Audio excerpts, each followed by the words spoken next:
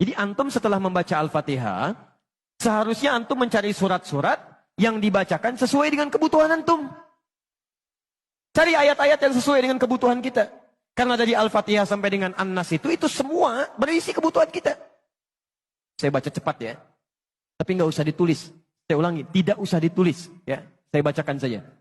Misal, sebelum lahir, tadi kan ikhtiarnya Quran surah kedua Quran surah ketiga ayat 38 sampai 39. Keadaannya Quran surah 19 ayat kedua sampai dengan ayat ke-11-nya. Begitu dia mulai mengandung, bagaimana kandungannya supaya baik, Quran surah ke-7 ayat ke-189.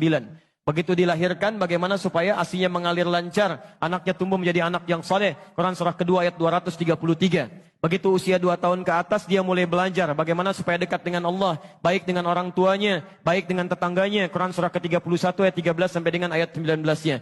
Kemudian dia mulai belajar supaya cepat menangkap pelajarannya, Quran surah 9 ayat 122. Supaya meningkat prestasinya, Quran surah 58 ayat yang ke-11. Kemudian dia mulai meningkat lagi pendidikannya, mulai mendapatkan teman-teman bergaul. Bagaimana supaya tidak bisa merubah keadaannya, supaya lebih dekat dengan Allah, tidak terjebak dalam pergaulan bebas. Quran surah ke-49 ayat ke-13-nya. Ada yang serius datang mau melamar, bagaimana menyikapinya? Quran surah ke-4 ayat yang ke-4. Terjadi pernikahan, Quran surah 30 ayat ke-21. Setelah menikah bagaimana membagi tugasnya, supaya tidak gelisah dalam pembagian tugas, tidak